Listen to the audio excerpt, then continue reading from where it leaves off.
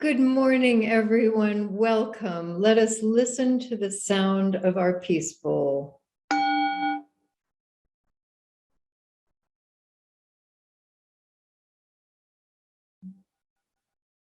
With that sound, we affirm our collective hope for peace, and we acknowledge that these lands that we love are the ancestral lands of the Yavapai people, the Wipukepas, the Tolkepayas, the Quevkepayas, and the Yavapai. We also give thanks for our opportunity that many of us took yesterday to gather in the evening. Thank you, especially to Marianne Erickson and her wonderful team. And this morning, we also give thanks to a woman who has been a great hero of mine for many years, Eleanor Roosevelt. Her courage led the way for many when she championed civil rights. Let us listen to her story.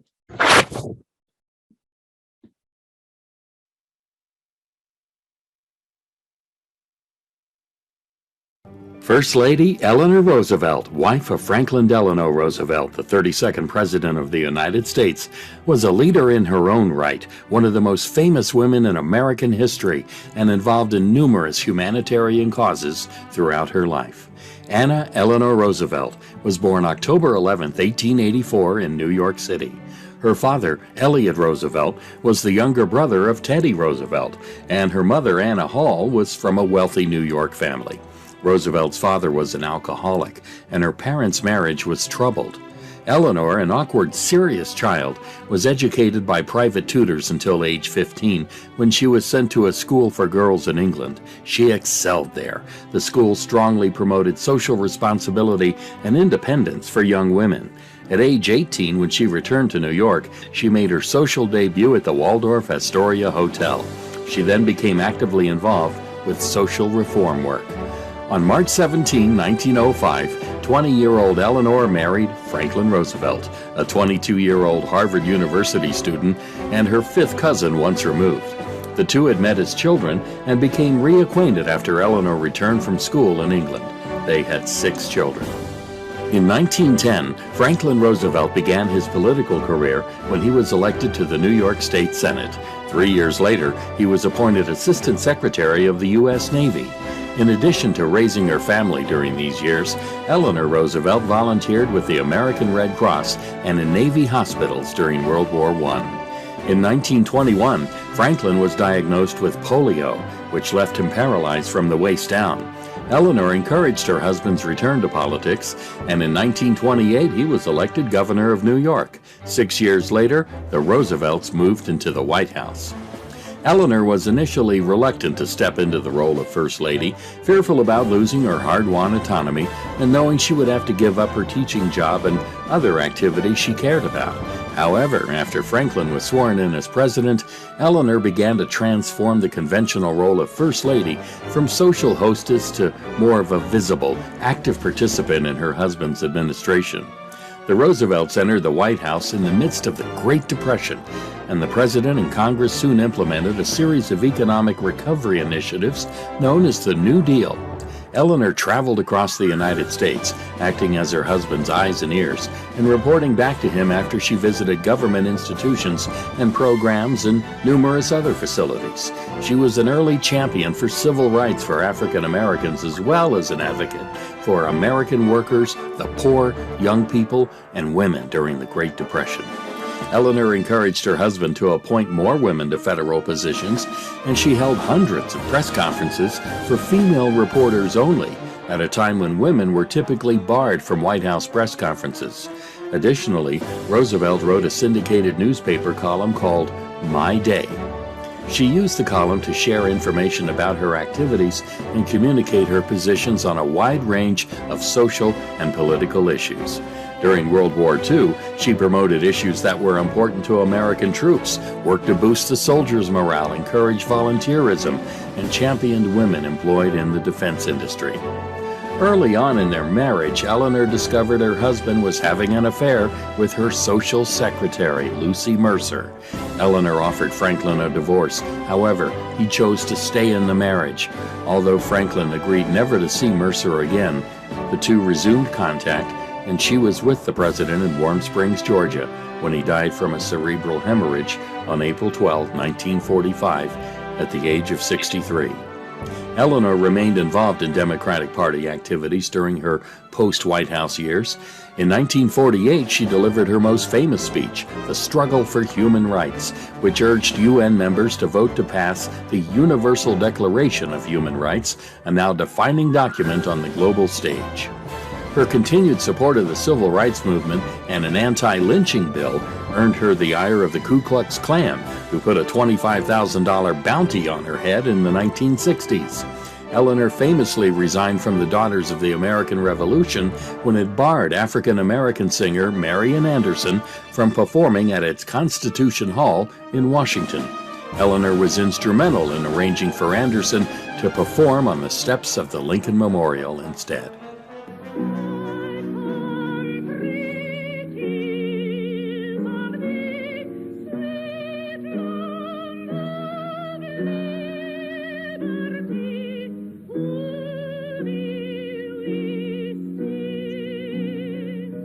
From 1961 until her death the following year, Roosevelt headed the first Presidential Commission on the Status of Women at the request of President John F. Kennedy. She also served on the board of numerous organizations, including the NAACP and the Advisory Council for the Peace Corps. Her funeral was attended by President Kennedy and former Presidents Harry Truman and Dwight D. Eisenhower. She was buried next to her husband on the grounds of the Roosevelt Estate in Hyde Park in 1962.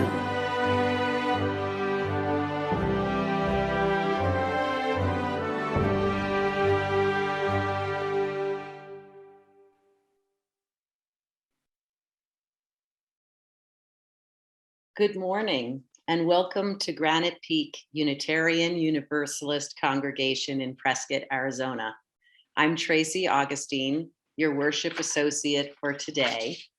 We extend a warm welcome to all, and we're glad you're able to join us, whether you are on Zoom or in Davis Hall, and we hope you are in good health. It was really wonderful seeing so many of you at the auction last night.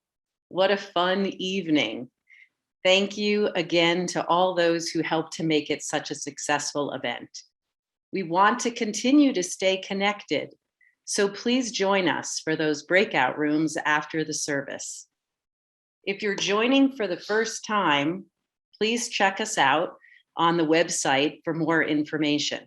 It's at prescottuu.org.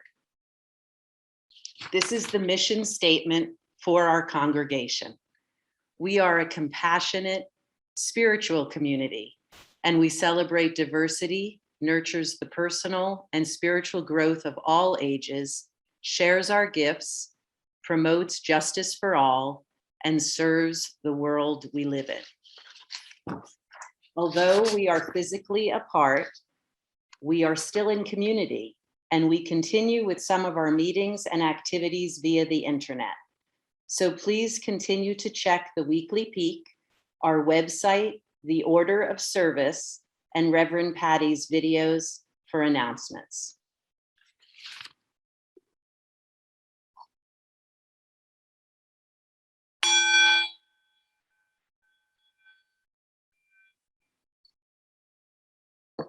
We begin our service in the Unitarian Universalist tradition of lighting the chalice.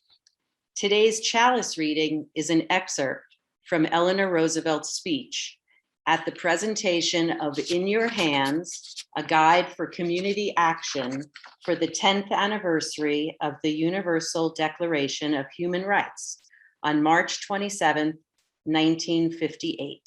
Inclusive language has been added.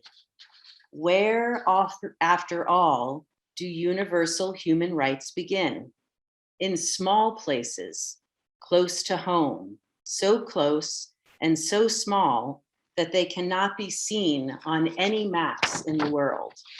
Yet they are the world of the individual person, the neighborhood he or she lives in, the school or college he or she attends, the factory, the farm, or the office where he or she works. We light this chalice, a symbol of our heritage, in gratitude for this beloved community.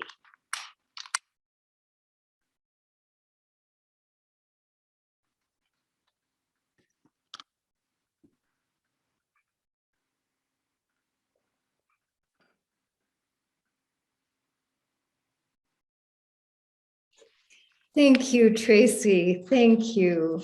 And good morning, everyone. Today we gather at this most beautiful time of year. We are blessed by sunshine. I have so many relatives talking about the cold and the rain, and we are surrounded by this beautiful light autumn air. The excitement that we had last week of Halloween. The excitement that we have knowing that the earth has been nourished by rain during the summer. Also this past week in Glasgow has been a great gathering around climate change and what can be done.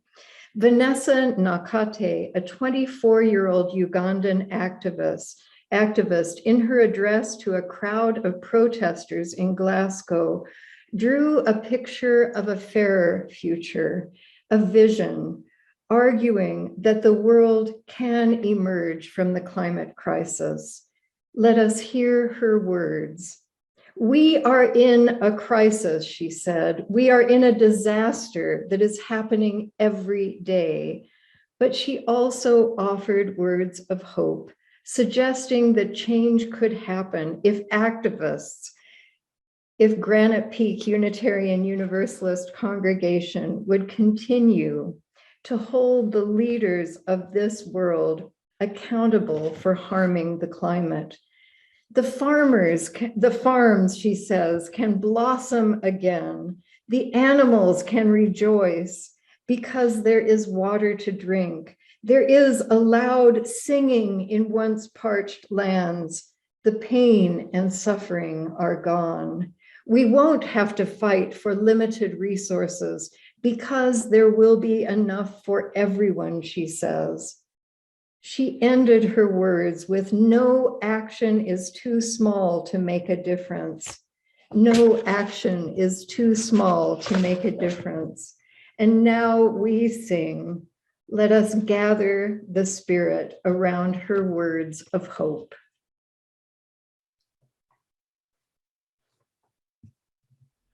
Gather in peace, gather in thanks, gather in sympathy now and then, gather in hope, compassion and strength, gather to celebrate once again. Gather the Spirit, harvest the power, our separate fires will kindle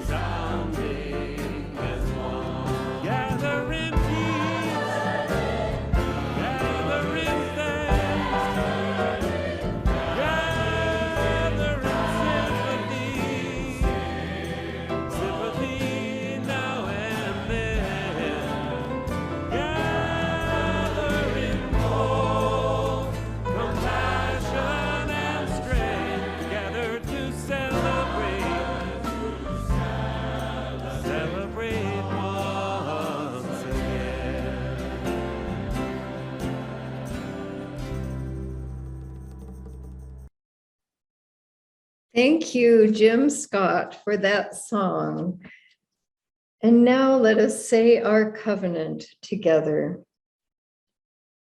Love is the doctrine of this congregation, the quest for truth its sacrament, and service is its prayer, to dwell together in peace, to seek knowledge in freedom, to serve others in community. Thus do we covenant together. And now I invite you once again to listen to our bowl, the sound, and breathe and find your center.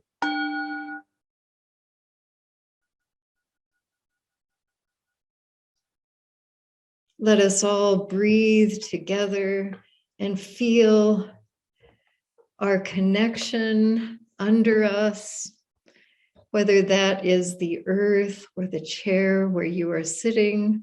Feel that connection with this earth and consider all the layers of earth that become hotter and hotter down to that fiery core. Let us also consider what is around us, this beautiful air of autumn, the clouds that are ever changing, and up higher and higher until we come to that place of stars and planets.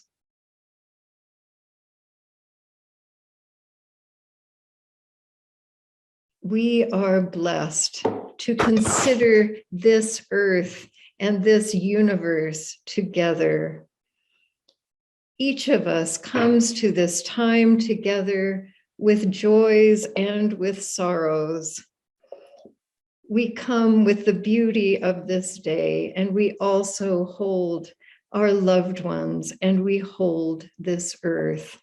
Especially today, let us hold Lou and Joan Burrell, who are moving to Grove City, Ohio. So it is a complete mixture for me of joy and sorrow, joy that you will be near your family and in a place you have chosen, and sorrow for us. We will miss your wisdom, your voices, and your presence with us.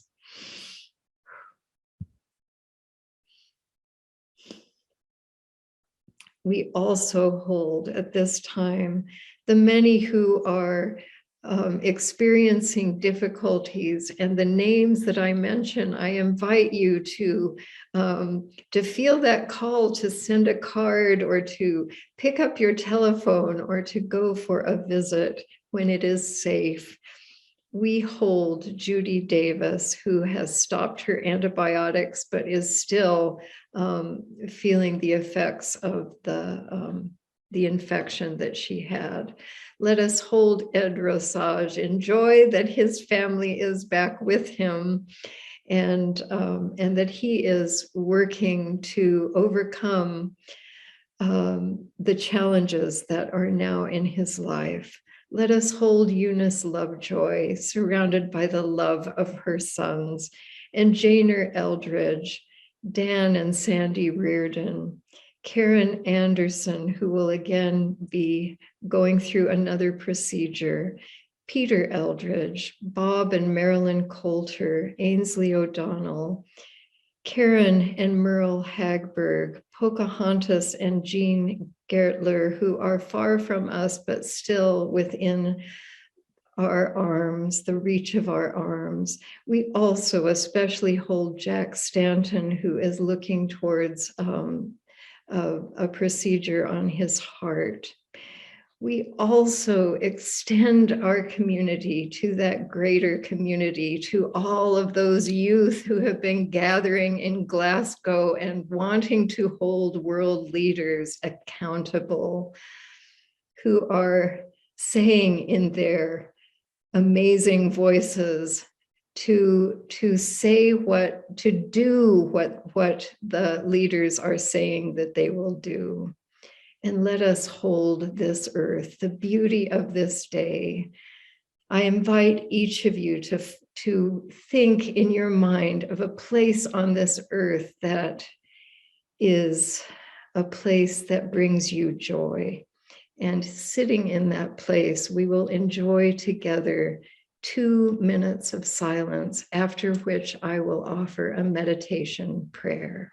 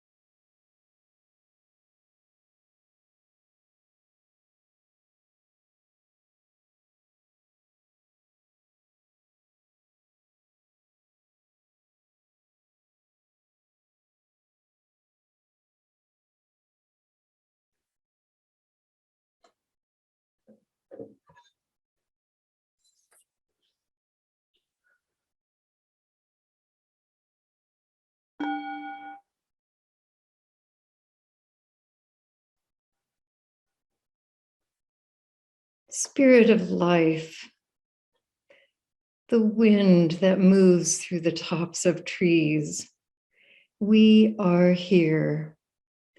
We give thanks this morning, especially for the presence of Lou and Joan Burrell among us.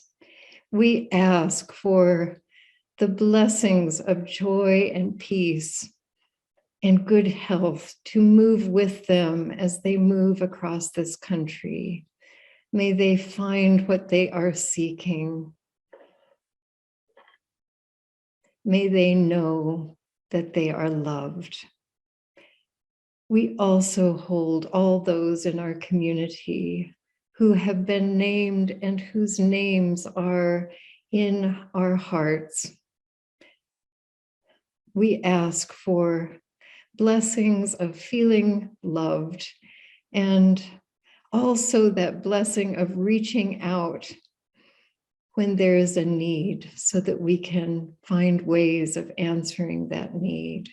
We ask for blessings on this earth for leaders to make bold decisions and to follow them up with action. For all these things, we give thanks, and for those clouds we watch in the sky. In your many names we pray. Amen. And now let us sing together with Lena and Russ Erickson, Walking, Walking with You.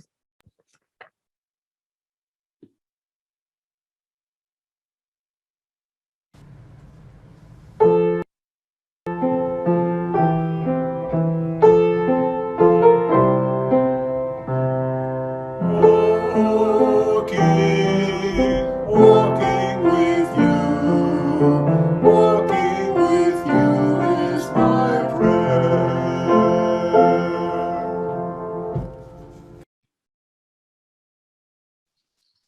Before we begin our offering, there is one additional announcement not in your order of service. Not all raffle tickets were entered into the system last night for the auction. that will be corrected this morning. This is the time in our service when we normally gather physically for the offering. Let us embrace the feeling of connection and community that we have when we gather each week. Let us remember that this congregation and its programs are supported by your generosity. We also give back to the greater community through our Seeds of Support program. During the month of November, our recipient is the Salvation Army's Winter Warm-Up Cold Weather Shelter. They have taken over for Operation Deep Freeze. The shelter is slated to open November 1st and run for 5 months, regardless of weather. Please read more about them in your order of service and in the newsletter. To give during this distance time, please go to prescottuu.org. On the bottom left-hand side, click the word Donate to contribute. The link is also available in the chat on this video. What is given in love is received in gratitude. Blessed be.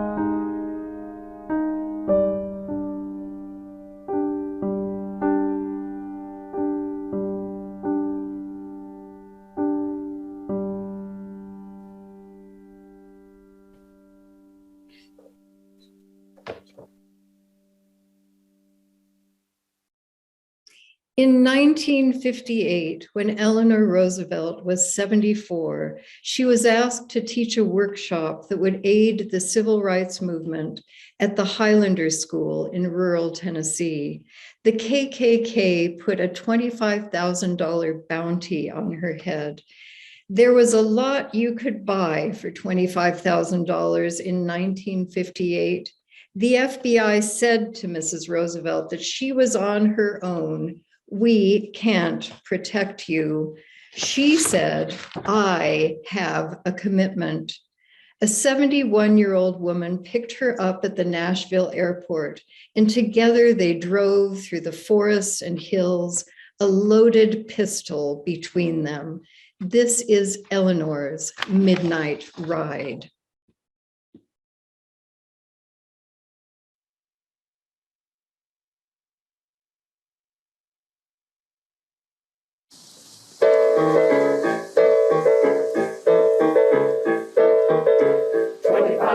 $25,000, lots of ways to use that money. $25,000, lots of ways to use that money. House and car and rides on the gritty. Swimming pool, lady in a fur coat out to dinner. Diamond necklace, mighty pretty. These things are $25,000, lots of ways to use that money. $25,000, lots of ways to use that money. House and car and rides on the gritty. Swimming pool, lady in a fur coat out to dinner. Diamond necklace, mighty pretty.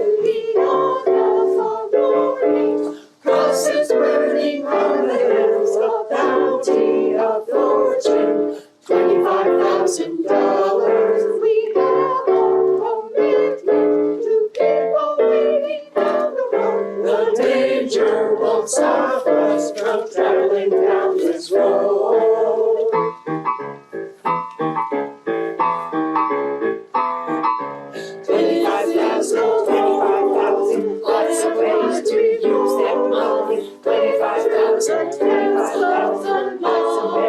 use that money. I said a car and a wife to pretty swimming pool, swimming pool. Lady in a fur coat, out to dinner, dying late this morning, pretty. Crosses burning on the hills, a bounty, a fortune, $25,000. We have a commitment to people we love. The danger won't stop us from traveling down this road. This is the road, not breaking the chains of hate, breaking the chains of hate. This is the road. I wish you could have heard the Granite Peak singers in person out under all those leaves that were falling around us. This morning, we are blessed to welcome Anna Flurry. Her beginnings with us this autumn are a homecoming. For this is the community where she passed her childhood and youth. During that time in between, she studied and learned, and the focus of her passion was justice.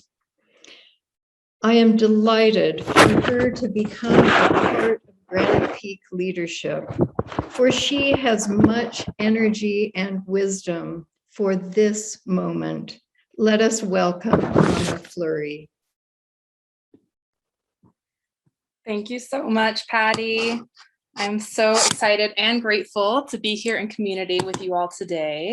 So when I graduated high school 8 years ago, the story that I had inherited from society was that in order to be successful, and by extension, happy, I had to move out of my parents' house and go to a faraway college where I would learn things that would help me get a job and friends and a fulfilling life. I told myself that my path would be to move away from Prescott and that I would never move back here. As you can tell, everything went 100% according to plan. In 2013, I moved away to attend Wesleyan University in Connecticut, a school long known for its activism and social justice. I think the best way to explain my initial experiences there is total culture shock.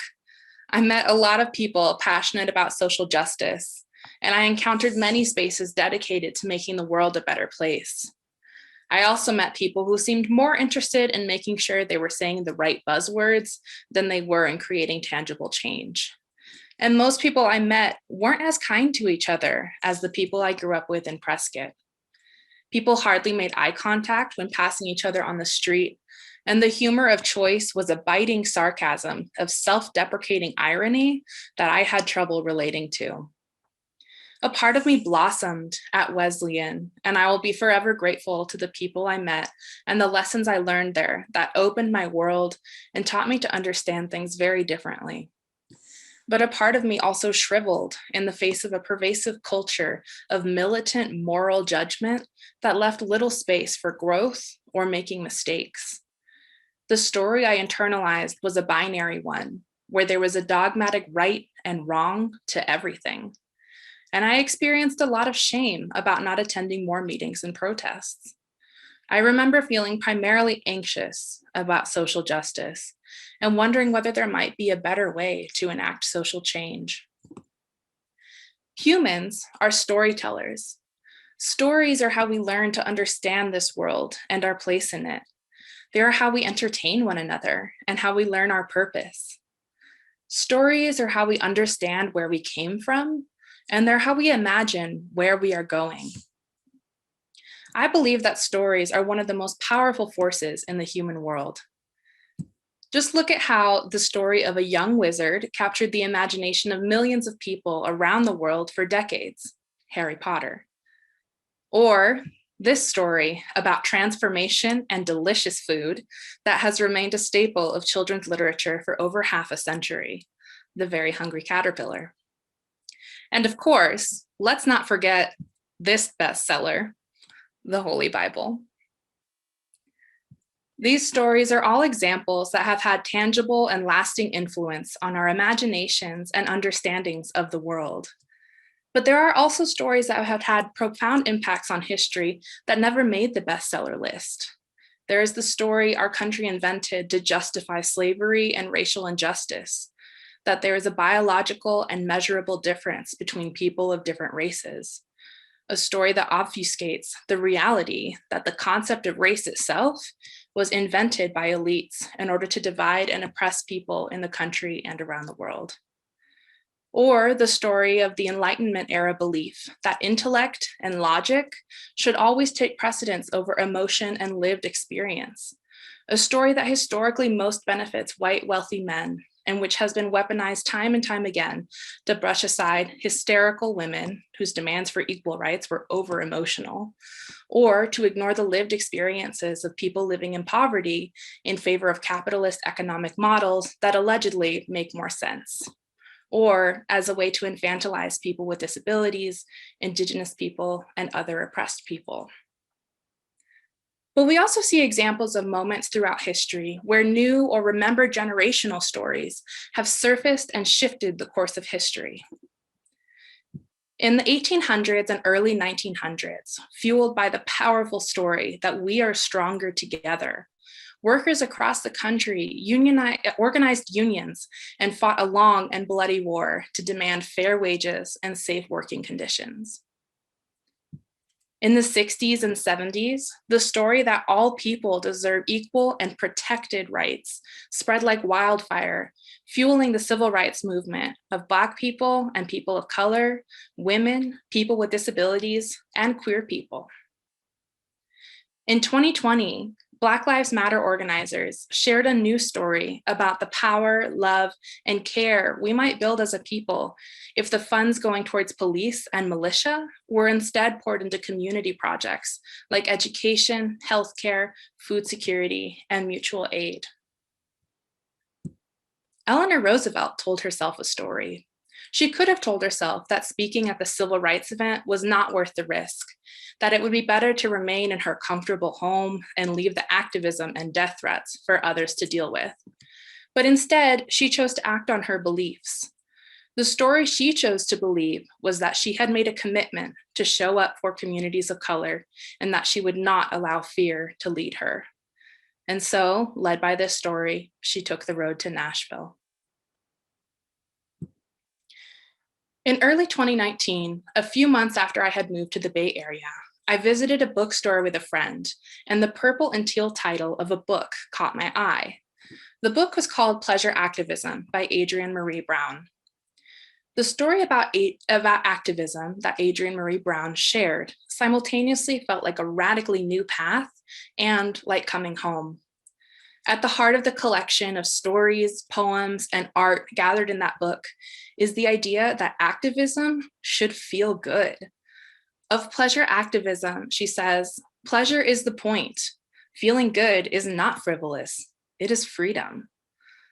The ideas in that book led me towards other pleasure activists, building more loving activist communities, and liberation scholars who believed that policing one another is not the same as holding each other accountable, and that we will only be free when we stop treating activist spaces with the same logics as prison and policing systems. I clutched these stories close to my heart, and they guided me as I navigated the complexities of activist spaces in the Bay Area. On a warm summer night in June earlier this year, I got off work and I was feeling lonely. Most of my closest Bay Area friends had moved away during the pandemic, and I had no one to hang out with in person on such short notice. I called a friend of mine from Prescott, and we talked about how I was ready for a change and was trying to figure out where I might move to. In our conversation, I mentioned that my mom had forwarded me a job listing in Prescott that sounded perfect for me, but I had brushed it off with the usual, thanks, but I'm never moving back there. And suddenly, something about the combination of loneliness and the nostalgia of talking with an old friend, along with my shifting priorities after a harrowing year of pandemic, made that old story sound childish and ridiculous. Why did I believe that moving back home would make me a failure? Who had first told me that story? I remembered something that an Oakland activist, Tiny Garcia, had said about the myth of the away nation, the story we tell young people that they must move away in order to be successful. As an organizer struggling against gentrification in the Bay Area, I remember her telling us, the best thing you can do for this area is to go home. I wasn't ready to hear it at the time, but as I felt my priorities start to shift in real time, a new story began to weave itself. What if the reason I still felt so lost was because I refused to go back home? What if I could bring back everything I had learned about activism and social change over the years and share it with the community that I had grown up with? What if this was the path I was meant to be on? The next day, I started on my application for the social justice coordinator position at Granite Peak. Reshaping stories is something that is important both for personal growth and for societal change. Last week, when I was looking up information about the Freedom to Vote Act for the 5-Minute Activist, I came across an article from Vox titled, "The Freedom to Vote Act is almost certainly doomed." A wave of frustration, sadness, and despair washed over me. Here I was, researching ways that our congregation could support voting rights, and a supposedly impartial news source was telling me that there was really no point in doing anything. What if that headline had instead read, "Passing the Freedom to Vote Act will require mass mobilization from Americans," or "Liberation groups organized to end the filibuster and pass the Freedom to Vote Act"? Which story would have inspired more action? And what responsibility does the news and mass media have towards writing a story of hope rather than desperation? I often think about the stories that guide each of our own paths, both collectively and individually. Which storytellers do we listen to? What power do we have to write our own stories? Sometimes it can be hard to name our stories because they are so interwoven into our realities that they simply surround us like a part of the scenery. I thought I would never move back to Prescott, and look at me now. But when we name our perceptions and understandings of the world, a powerful thing happens. We tease out these stories and we find ourselves holding a piece of reality in our hands. Humans are meaning makers. As you use, one of our tenets is to search for truth and meaning. But as humans, there is not a world in which we can be all-knowing. Part of the human experience, part of spirituality, is knowing that some things will always be a mystery. The only thing we are truly in control of is the meaning that we create for ourselves based on what we do understand about the world.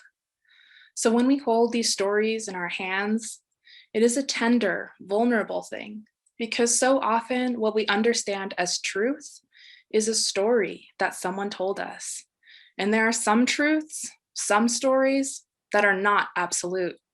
There are some stories that we get to decide whether we want to keep telling ourselves. Adrienne Maree Brown, like many other contemporary Black feminist scholars, is invested in the power of stories and imagination as a path to liberation. She says, "I believe that all organizing is science fiction, that we are shaping the future we long for and have not yet experienced. We are in the midst of a historical explosion of story creation and liberatory science fiction. For many of us, the pandemic, a Trump presidency, and the eruption of social movements led by people saying enough have shattered how we understand the world. For some of us in positions of privilege, it has been a wake-up call and a reminder that most people do not live with the same comfort and security that we do. Our stories have been challenged, and that can be a deeply uncomfortable experience. But it can also be an opportunity to learn and listen, to create new stories in community with others. Powerful words, strong enough to shape and change reality. So my question for this community is, what is our once upon a time? What stories of possibility and freedom can we choose to tell ourselves? What stories must we let go of in order to make room for these dreams? And what road will we find ourselves traversing together? Thank you.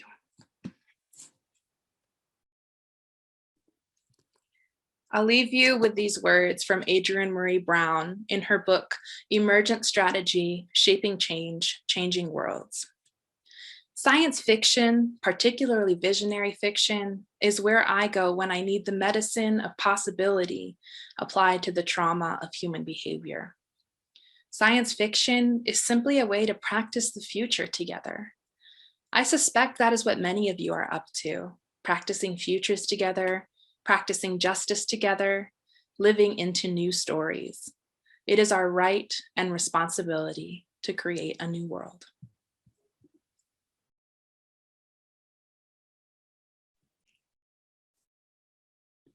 Thank you, Anna. You have given us much to think about and to hold in our hearts. Thank you so much. And in this time, this is before we extinguish our chalice, I have a message for you from Marianne Erickson about the auction last night, that all of you who purchased raffle tickets at last night's gala event were entered in the drawings that were held, but you just weren't charged for entering that drawing. So today, please check your account and see that it's there. Anyway, there was no ill doing in that, in the raffles. And again, back to Anna, thank you so much. And after we extinguish our chalice, I hope that you stay in the main room and take an opportunity to talk with Anna Flurry. Thank you again so much. So let us extinguish our chalice together. We extinguish this flame, but not the light of truth, the warmth of community, or the fire of commitment. These we carry in our hearts until we are together again.